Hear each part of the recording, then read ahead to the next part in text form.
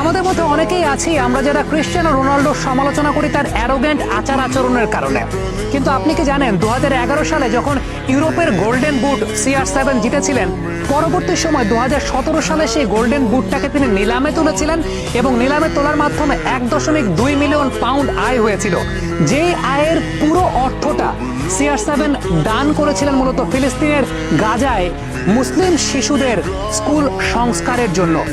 এই যে এই ধরনের আত্মনিবেদনের জায়গাটা, কিংবা একজন ফুটবলার তার ফুটবল খেলার বাইরেও এরকম কর্মকাণ্ড করছেন, এগুলো কিন্তু প্রত্যেকের জন্য একটা অনুকরণের দৃষ্টান্ত। শুধুমাত্র